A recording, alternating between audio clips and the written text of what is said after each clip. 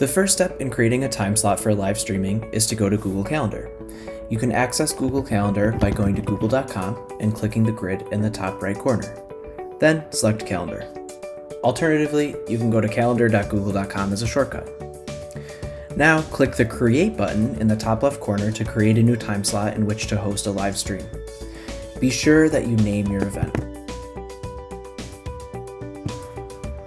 This is what the live stream will be called, so make sure that it's something that your students will recognize. Now specify the approximate start and end times. I'm going to make mine for 2:15 p.m. and it will go for an hour. If you go over or under, that's no problem. When you have named your event and set your time and date, click More Options. Now click Add Conferencing and then Hangouts Meet. When you have added a Hangouts Meet, click the small downward-facing arrow to the right. Careful, it's really easy to miss. Now here's the key step. Click Add Live Stream to create a link that your students will be able to go to in order to view your live stream. When you have done this, click the copy icon to copy this link to your clipboard. You'll need this for the next step. Now click Save, and we're going to move on to step 2.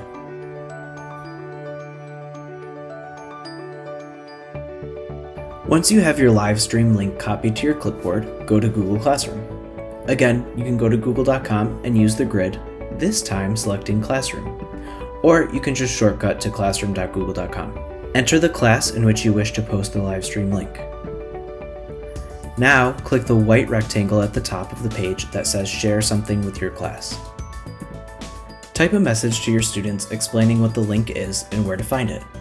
The most important thing though is to direct your students to write any questions, comments, or concerns they have while watching the live stream below in the thread. Their comments will appear in real time so that while you're streaming, you can monitor for anything that you as the teacher need to address. This also might be a good way to ask questions to your audience and get responses in text form. This is very similar to the chat feature in Google Meet. Now all you have left to do is click the Add button, then choose Link, and then paste your link. Don't forget to click Add Link and you'll see your link pop in below. I wonder if I just broke the world record for the amount of time saying link in 5 seconds. If you would like the live stream link to be available immediately, just click Post. Alternatively, you can go down to the arrow next to the Post button and schedule a time for the link to go out. Either option is fine, because the live stream will not be accessible until you, the host, actually start the stream, but for simplicity, I'm just going to post the link right now. When you're ready to hold class, go back to Google Calendar. Click on the event for your live stream you created in step 1. This time, you want to host the Google Meet, so you are going to join as the live stream facilitator. Make sure that you click Join Hangouts Meet and not the link below because you don't want to be an audience member. When you click on Join Hangouts Meet, you should be taken to this waiting area. In this waiting area, you should be able to see yourself on the webcam, as well as test your microphone. If you don't want your webcam or your mic to be on, simply click the icons below, as can be seen here. When you're ready to join, simply click Join Now.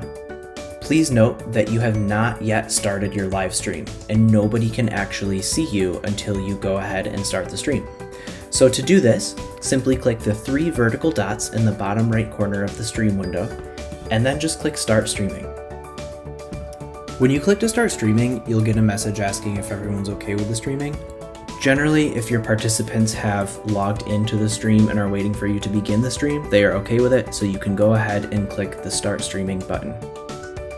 You will hear a ding, and you will see the word Live pop up in the top left-hand corner when you are live and your students or your audience members can see you. Now, it's also a good idea to record your session so that you have a copy of what happened in class and so that you can send that recording to students who may not have been able to attend the stream when it was live. So to do this, simply go back to those 3 vertical dots, but this time you're going to click Record Meeting. Again, it will ask for your consent, so it's a good idea to just let your students know that you will be recording the live stream, but it's not too big of a deal because you're the only one who's being recorded. So you are live and you are now recording, which you can see represented by these 2 icons in the top left. If you selected to record your stream, your recording will be processed, saved in your Google Drive, and a link will be emailed to you once the video is done processing. While you're streaming, it's a good idea to have another tab open to your Google Classroom class so that you can keep an eye on any comments that might be coming in. You can ask the group questions in this format as well and have them respond to the chat as you ask the questions. What's nice about this feature in Classroom is that if you post directly to the stream and enable comments for your students, these comments will come in real time without the need to refresh, so you can ask formative assessment questions or just check in with your students to make sure that everything is good.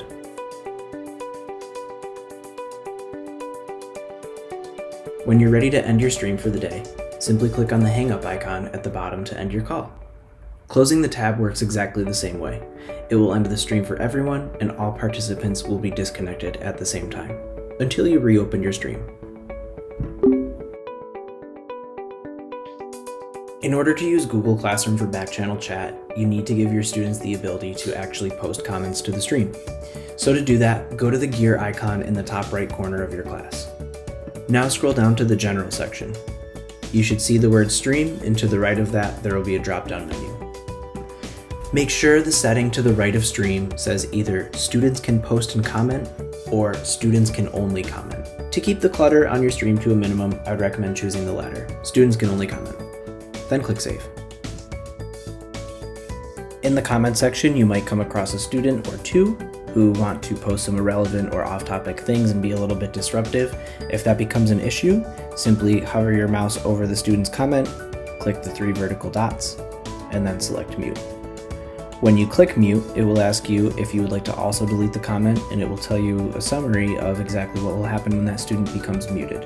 Not to worry though, once the student re-earns the privilege to post, you can simply unmute them. So that should pretty much cover how to do a live stream with Google Classroom working as a back-channel chat solution.